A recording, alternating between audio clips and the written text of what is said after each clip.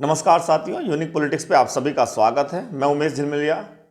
और साथियों, बीएसपी जिस तरह से कमज़ोर हो रही है, इस पर अब विश्लेषण करना बहुत ज़रूरी है। समझने की कोशिश करेंगे कि कमी किस में है। बहुजन समाज के लोग समझ नहीं पा रहे हैं, या बीएसपी के राष्ट्रीय अध्यक्ष मायावती जी समझा नहीं पा रही, या कुछ और वजह है, या कुछ और चमचे दलाल दीमक की तरह बीएसपी को कमज़ोर करने में लगे हैं, या वो वजह है। अगर वो कमज़ोर कर भी रहे हैं इस तरह के लोग, तो बीएसपी की राष्ट्रीय अध्यक्ष मायावती जी क्यों नहीं उनसे लड़ पा रही, क्यों नहीं उनको एक साइड कर पा रही। और आकाश आनंद जिस तरह से उनको हरियाणा में कमान दी गई और किस तरह से उन्होंने मेहनत की, और मेहनत का फल हम या सभी समाज के लोग, बहुजन समाज के लोग ये मानकर चल रहे थे कि बहुत अच्छा परिणाम इस बार बसपा के लिए आ सकता है। पिछला चुनाव जो था, बीएसपी 4% से ज़्यादा वहाँ पर वोट प्रतिशत लेकर आई, लेकिन अब इस चुनाव में और कम हो गया है, आधे % से भी कम रह गया है।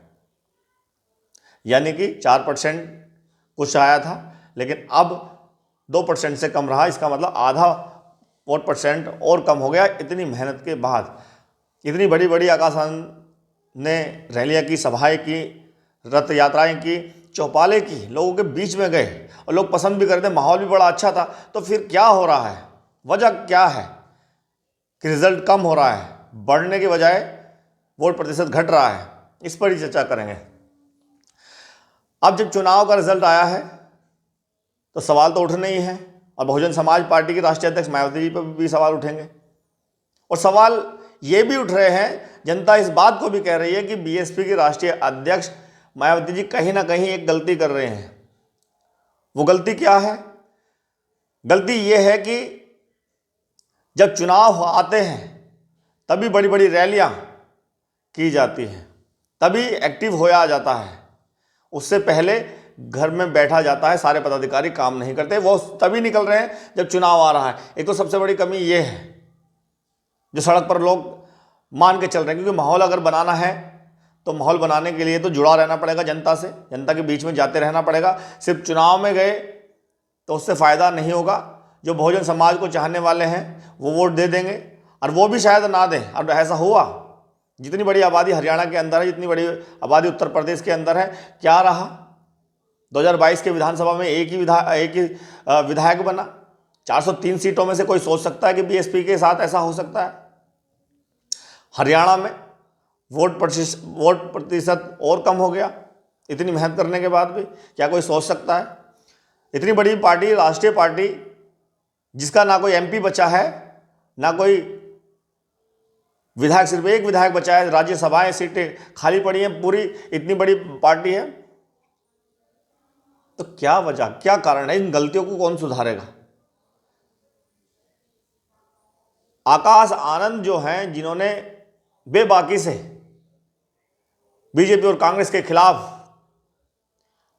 बड़े बड़े मुद्दों पर बयान दिए और लोगों को समझाने की कोशिश की कि इन्होंने आपकी शिक्षा, आपकी जो रोजगार है आपका, वो छीन लिया, आपको गरीब बनाने में लगे हैं, महंगाई उन्होंने बढ़ा दी है, शिक्षा खत्म कर दी है आपकी सुरक्षा नहीं है, सारी चीजें बताने की कोशिश की। उसके बाद भी क्या रहा कि जनता या बहुजन समाज के लोग वो नहीं समझ पाए।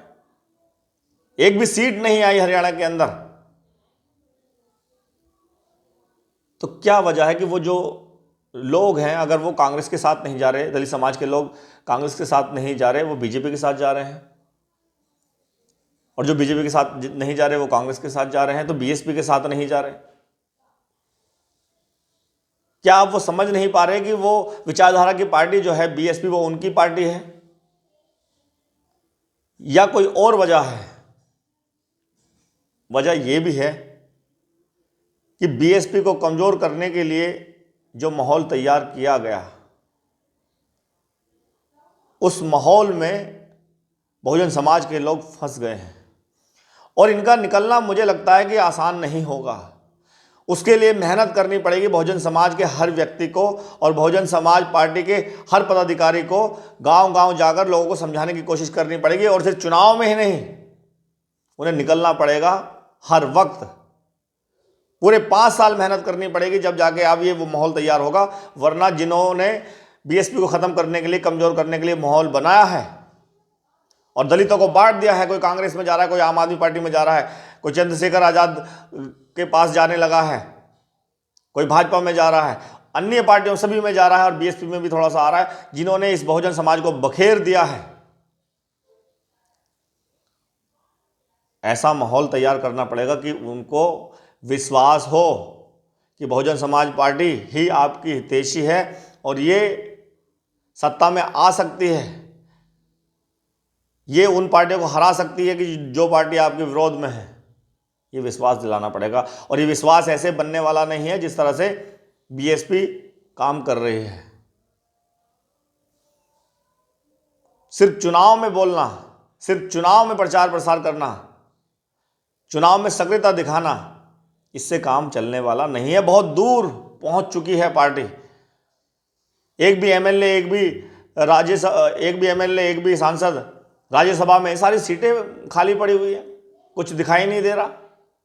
इतनी बड़ी पार्टी, तो इसका मतलब बहुत दूर आ चुकी है पार्टी। अगर इसको नहीं संभाला गया, इसके लिए कड़ी मेहनत करनी पड़ेगी और ये मेहनत सभी को करनी पड़ेगी। जितने भी बीएसपी के पदाधिकारी बड़े बड़े बैठे हुए हैं, घर में बैठे रहते हैं, उनको बाहर निकल के लोगों के बीच में जाना पड़ेगा, धरने प्रदर्शनों में जाना पड़ेगा, लोगों को समझाना पड़ेगा और पूरे 5 साल मेहनत करनी पड़ेगी। तब मुझे लगता है ऐसा हो सकता है। आकाश आनंद जी पे सवाल उठेंगे और लोग उठा रहे हैं, लेकिन मुझे लगता है कि जितने मेहनत आकाश आनंद जी ने की है इस चुनाव में, उतनी किसी और ने नहीं की। दूसरे जो पार्टी थी उन्होंने माहौल बनाने की कोशिश की और माहौल क्या था, मीडिया भी तो शामिल है इनके साथ। जो मीडिया है, जिन्होंने टक्कर दिखाई कांग्रेस और भाजपा, उसके अलावा नहीं दिखाती, क्योंकि वहां पर मनुवादी जो लोग बैठे हुए हैं वो सिर्फ टक्कर इन दोनों की दिखाएंगे। हर जगह, हर क्षेत्र में, हर राज्य में सिर्फ इन दोनों की टक्कर दिखाएंगे, क्योंकि ये दोनों की पार्टी, वो कहते हैं कि एक सिक्के के 2 पहलू होते हैं, तो एक हेड एक टेल है। कोई भी आ जाए तो मीडिया भी इनके साथ है और मीडिया ने जिस तरह से माहौल बनाने की कोशिश की और सारी पार्टियों को अलग करने की कोशिश की, उसका उनको फायदा मिल रहा है। ये भी वजह है, सबसे बड़ी वजह तो मैं इसी चीज को मानता हूं। और आकाश आनंद जी की मेहनत पर, संघर्ष पर मैं सवाल इसलिए नहीं उठा सकता। लोग उठा रहे हैं, कह सकते हैं कि उनको जिम्मेदारी की दी थी और वहाँ का जो परिणाम आता आकाश आनंद के लिए कुछ एक नया सवेरा लेकर आता कि उन्होंने जिस तरह से वो नेता बन चुके हैं और किस तरह से उन्होंने माहौल तैयार किया, अब उनको सारी की सारी बागडोर दे देनी चाहिए, वो एक बड़े नेता बन गए। इस तरह का परिणाम अगर आता तो शायद लोग सवाल नहीं उठाते, लेकिन वो सवाल इस बात पर उठा रहे हैं कि आधे % से भी कम, यानी कि पहले 4% कुछ आया, अब 2% ही रह गया, 2% भी नहीं रहा, तो इतनी मेहनत का क्या फ़ायदा।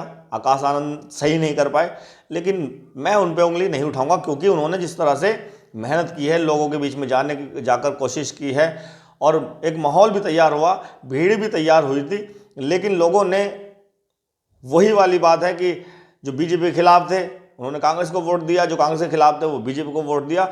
लेकिन उस टक्कर में जो मीडिया ने दिखाई कि कांग्रेस और बीजेपी की टक्कर है, उस टक्कर में वो फंस गए।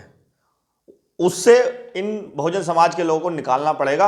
अगर बीएसपी की राष्ट्रीय अध्यक्ष मायावती जी और उसका पूरा संगठन जो है वो उनको इस चीज़ से निकालने में सफल हो गए, तो मुझे लगता है बहुजन समाज पार्टी को फ़ायदा मिल सकता है। अगर वो नहीं निकलेंगे इस चीज़ से, या ऐसा माहौल नहीं तैयार कर पाए पदाधिकारी या बसपा, तो मैं मानता हूं कि फिर वो वहीं फंसे रह जाएंगे और यही परिणाम आते रहेंगे।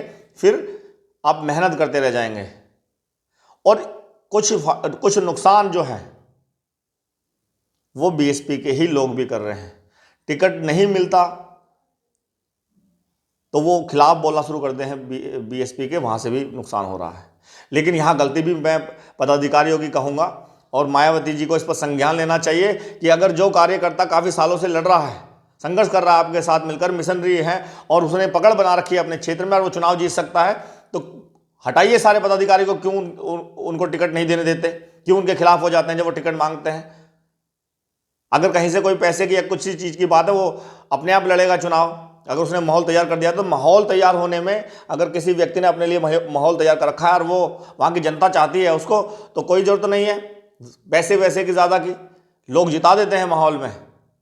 और हमें ये बहुजन समाज पार्टी को क्या चाहिए, एमएलए एमपी तो बनाने हैं, तो एमएलए एमपी पहले देखिए कि किसका माहौल है वहाँ पे।